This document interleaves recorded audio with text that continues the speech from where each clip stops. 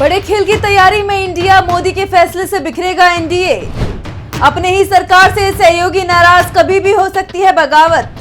BJP का दावा उस पर ही पड़ता दिखाई दे रहा है भारी। लोकसभा चुनाव में हारकर भी बीजेपी ने सहयोगियों के साथ सरकार बना ली, लेकिन इस बार भी मंत्रिमंडल विस्तार में मोदी की ही चल रही है।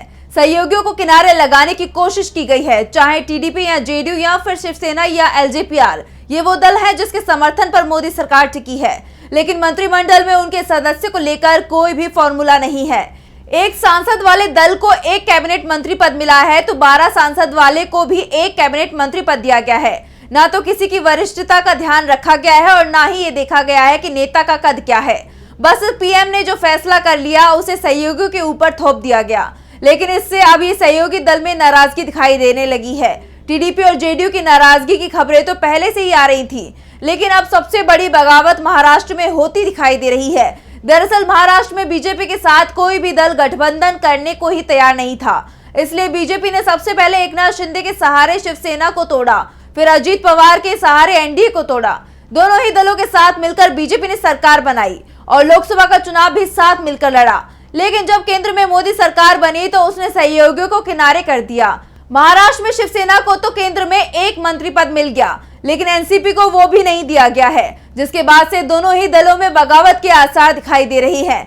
एनसीपी के अंदर खासा आक्रोश दिखाई दे रहा है और दावा किया जा रहा है कि मोदी सरकार की रणनीति के चलते अब एनसीपी के अधिकांश विधायक पाला बदलकर वापस शरद पवार के खेमे में शामिल होने की तैयारी कर रहे हैं। अजीत पवार भी नाराज हैं, वो विधायकों और पार्टी के वरिष्ठ नेताओं के साथ लगातार मीटिंग कर रहे हैं और एनसीपी के जो हालात बन गए हैं उसके लिए नरेंद्र मोदी को जिम्मेदार मान रहे हैं। कुछ ऐसे ही हालात शिवसेना के भी दिखाई दे रहे हैं। शिंदे पहले से ही बैकफुट पर है, क्योंकि उन्होंने जब उद्धव ठाकरे से बगावत की थी तो साथ में आए 13 सांसदों को आश्वासन दिया था कि उन्हें चुनाव हारने नहीं दिया जाएगा। लेकिन सीट बंटवारे में ही बीजेपी ने कई ऐसी सीटें शिंदे से छीन ली थी जहां उनके गुट का सांसद था। बाद में आधे सांसद चुनाव भी हार गए। ऐसे में पहले से ही शिंदे गुट में नाराजगी की खबरें आ रही थी और 7 सांसद होने के बावजूद जब एक ही मंत्री पद मिला तो ये नाराजगी और भी बढ़ गई है। सवाल ये उठ रहे हैं कि आखिर शिंदे ने एक मंत्री पद क्यों स्वीकार किया। जिस तरह से एनसीपी ने मंत्री पद को ठुकरा दिया, वैसे ही शिवसेना को भी मोदी का प्रस्ताव ठुकरा देना चाहिए था, लेकिन शिंदे ने सीएम की कुर्सी बचाने के लिए मोदी के प्रस्ताव को स्वीकार कर लिया। लेकिन अब उनकी पार्टी में इसे लेकर बगावत के हालात दिखाई दे रहे हैं। शिंदे गुट के 25 विधायक ठाकरे के पास वापस जाने को तैयार हैं, क्योंकि उन्हें अब इस बात का एहसास हो गया है कि विधानसभा चुनावों में पहला तो शिंदे के नाम पर वो चुनाव नहीं जीत पाएंगे और दूसरी सबसे बड़ी बात कि क्या बीजेपी उनकी सीट शिंदे गुट को लड़ने के लिए देगी, या फिर जिस तरह से लोकसभा चुनाव में शिंदे गुट की सीटें बीजेपी ने छीनी और शिंदे गुट को जो सीट दी गई वहां शिवसेना के उम्मीदवार को हराने की जिस तरह से कोशिश हुई उससे विधायक नाराज हैं। साफ है, मोदी सरकार के फैसले के चलते अब एनडीए में बगावत के हालात दिखाई दे रहे हैं।